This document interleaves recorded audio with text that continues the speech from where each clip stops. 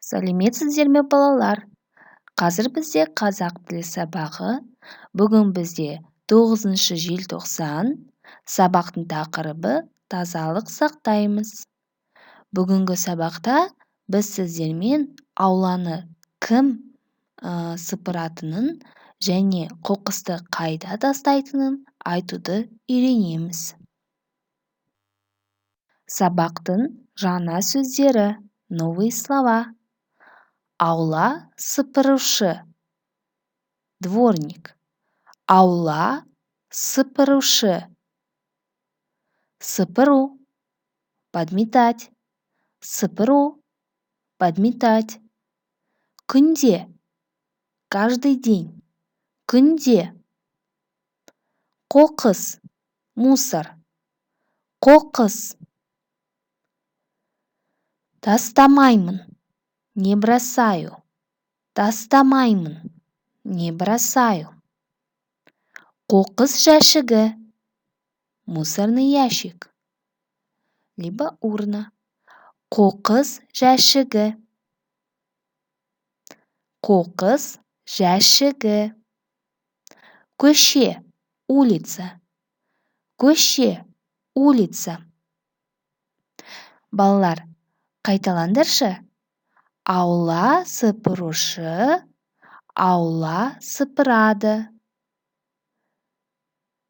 Дворник подметает двор. Кітаптағы 106 бетті ашамыз. Тыңда, қайтала, оқы. Слушай, повтори, прочти. Бұл аула. Аулада әткеншек бар. Мен достарыммен аулада ойнаймын. Аула таза. Аула сыпырушы ауланы күнде сыпырады. Мен аулаға қоқыс тастамаймын. Қоқысты қоқыс жәшігіне тастаймын. Бұл аула. Это двор. Аулада әткеншек бар. Во дворе есть качеля. Мен достарыммен аулада ойнаймын. Я играю с друзьями во дворе. Аула таза. Двор чистый. Аула сыпырушы ауланы күнде сыпырады. Дворник подметает двор каждый день.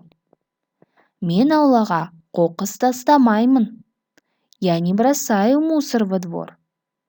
Қоқысты қоқыс жәшігіне тастаймын. Мусор бросаю в урну.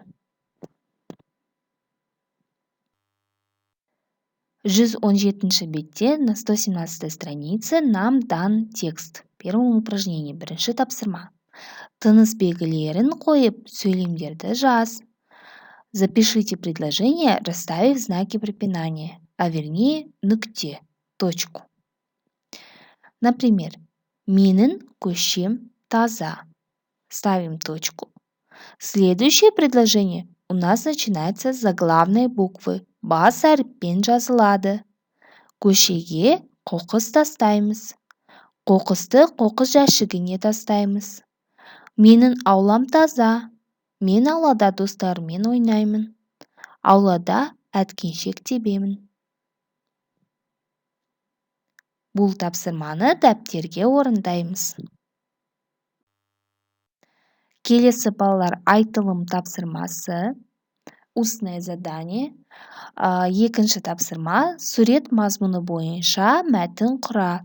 Составьте мини-текст по картинке. Если вам, ребята, тяжело, ответьте на вопросы, которые даны в третьем задании. Вам в помощь. Сенің аулан таза ма? Твой двор чистый? Ауланы кім сыпырады? Кто подметает двор? Сен қоқысты қайда тастайсың? Куда ты бросаешь мусор? Міне, балалар, жаңа сөздерді қайта қарап шығыңыздар. Просмотрите новые слова. Осымен біздің бүгінгі сабағымыз аяқталды. Рахмет, сау болыңыздар.